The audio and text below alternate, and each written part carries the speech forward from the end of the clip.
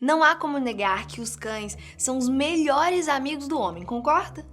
São animais leais, carinhosos e que quase sempre estão de bom humor, principalmente quando voltamos da rua para casa e eles demonstram toda a sua saudade por nós. Não sei se vocês já sabiam, mas todos os cachorros possuem suas origens nos lobos. E a partir do cruzamento das espécies, começaram a surgir diversos tipos de raças diferentes. Hoje em dia é muito comum nós escutarmos a expressão cães híbridos ou mestiços, que são combinações de cruzamento de raças de cães diferentes, que têm a intenção de solucionar alguns problemas que as raças puras apresentam, mas nem sempre esses cruzamentos são um sucesso. Mas independentemente de ser puro ou mestiço, algumas raças são bem diferentes e interessantes, por assim dizer. Alguns possuem uma aparência pouco chamativa, para não dizer que são feinhos mesmo, e outros características que os fazem únicos. Foi pensando nisso que nós separamos alguns desses animais para mostrar para vocês hoje. Eu sou a Thalita Flores e essas são as 8 raças de cães mais bizarras que existem. Número 1. Pule. O Pule é conhecido por seus dreadlocks apertados, que fazem com que ele se pareça um esfregão, mas que também o torna praticamente impermeável, um cão à prova d'água. Enquanto ninguém sabe exatamente de onde vem essa raça, existem indícios de que os romanos antigos possuíam cachorros semelhantes e há algumas evidências que mostram que a raça tem mais de 6.000 anos de idade. O que se sabe é que já podiam ser encontrados na Ásia há 2.000 anos e foram apresentados à Hungria há 1.000 anos.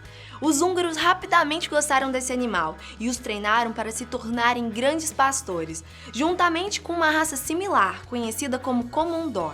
Os dois cães eram responsáveis por observar as ovelhas dia e noite, o Pule servindo de vigia e o Komondor, devido ao seu porte maior, operava como protetor das ovelhas contra o ataque de lobos e outros predadores.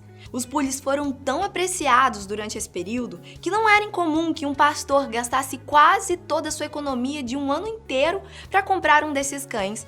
Enquanto os dreadlocks da raça crescem naturalmente, os donos precisam ativamente cuidar do cachorro, mantendo os cordões limpos, perfeitos e finos. Os dreadlocks podem crescer o suficiente para chegar ao chão se não forem cortados. Eles são muito ativos e inteligentes, exigindo muita atenção do dono e bastante exercício físico. Número 2. Pelado mexicano. O Xolo, ou pelado mexicano, é uma raça de origem mexicana, como vocês já suspeitavam. E esse cão sem pelos é tão primitivo que foi muito adorado pelos astecas. De acordo com a mitologia, o deus Xolotl fez o cachorro a partir de um fragmento do osso da vida, que também era usado para criar toda a humanidade. Xolotl deu o cachorro ao homem, pedindo-lhe para protegê-lo como sua vida. E, em troca, o cão guiaria o homem pelo mundo da morte. Como a raça não era bem conhecida nos Estados Unidos antigamente, o Xolo chegou a ser confundido com o chupa-cabra em estados como Arizona e o Texas. Os Xolos são cães leais e obedientes, uma vez que atingem a idade adulta. Mas até que se tornem emocionalmente maduros aos 2 anos de idade, eles são muito barulhentos, teimosos e possuem muita energia. A raça não era pura como muitos outros animais, e mesmo assim eles são incrivelmente saudáveis, mas precisam de hidratante para a pele, protetor solar e banhos para evitar queimaduras solares, acnes e cravos pretos. Número 3. Pelado peruano. Carinhosamente apelidados como orquídea pelos peruanos, esses filhotes de muitas maneiras são como os cholos, uma antiga raça sem pelos. Como a sua raça vizinha, esses filhotes foram adorados por outra civilização antiga, desta vez os Incas. Mas a raça é realmente muito mais antiga do que a cultura Inca. Imagens da raça aparecem em obras de arte peruanas até 750 a.C.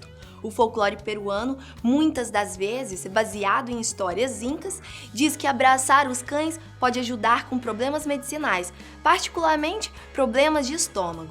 Infelizmente, os animais quase foram extintos após a conquista espanhola do Peru. Pequenas aldeias nas áreas rurais foram que mantiveram a raça viva e recentemente os criadores peruanos continuam trabalhando para proteger os orquídeas Inca, garantindo a continuação de sua linhagem. Esses cachorros são ótimos cães, mas podem se tornar um pouco desobedientes e exigem treinamento adequado desde uma idade jovem. Eles também precisam de loção e muitos banhos para evitar queimaduras solares, acnes e pele seca, e eles não se adaptam bem a temperaturas quentes. Número 4. Norskland Hund. O Landhund tem algumas características surpreendentes que o tornam fisicamente diferente de qualquer outra raça. Uma de suas características mais distintas é o fato de ter 6 dedos em cada pé. Ele também possui ligamentos de ombro e pescoço únicas, que o permitem esticar as pernas para ambas as direções e até mesmo tocar a sua testa nas costas. Ele também pode fechar o seu canal auditivo para evitar que a sujeira e a água entrem. Tudo isso faz o Landhund um incrível caçador de aves, pois é um nadador ágil e um ótimo cão para escalar penhascos íngremes. Os cães foram originalmente treinados para caçar aves por volta de 1600, mas depois que a prática morreu, a raça quase desapareceu. Na década de 1900, a pequena população que restou sobrevivia na pequena aldeia de Mondstadt. Em 1963, havia relatos de apenas 6 cães vivos, e graças aos cuidados e ao esforço de alguns criadores dedicados, existem agora pelo menos 1.500 desses cães. Enquanto os animais foram cuidadosamente criados para proteger sua linhagem, ainda há um problema sério com a genética da raça. Por esse motivo, todos os cães existentes estão sujeitos a uma doença conhecida como gastroenteropatia, que evita que os cães consigam extrair os nutrientes e proteínas de seus alimentos. Número 5. Cão de crista chinês. Particularmente, acho que eles são tão feios que chegam a ser fofos. Tanto é que 6 dos últimos 10 concursos de cães mais feios do mundo foram vencidos por ele. Naturalmente, esses cachorros nem sempre nascem sem pelos. Existem 2 variedades de cães. Um tem cabelo e outro não. Ambos podem nascer na mesma ninhada. A versão com cabelo é conhecida como Powder Puff. Isso depende se o gene que causa a falta de cabelo não é expresso como dominante. Outra diferença estranha entre os dois é que os cachorros sem cabelos geralmente não possuem um conjunto completo de dentes premolares, e vale lembrar que cão de crista chinês não é original da China. Embora ninguém tenha certeza de onde o cão vem, muitos suspeitam que ele se originou na África, mas também há algumas evidências que mostram que ele compartilha um pouco de seu histórico de raça com o Xolo. Esses cachorros possuem muita energia e são muito independentes, e por isso eu dou uma dica para vocês.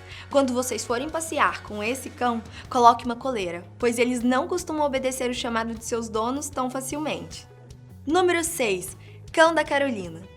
Este cão não parece ser muito fora do comum, mas o que o torna único não está na sua aparência física, mas em seu DNA.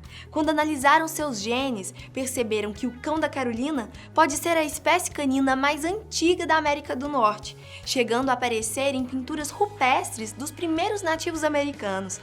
Eles também compartilham DNA com dingos australianos e cães do Canto de Nova Guiné.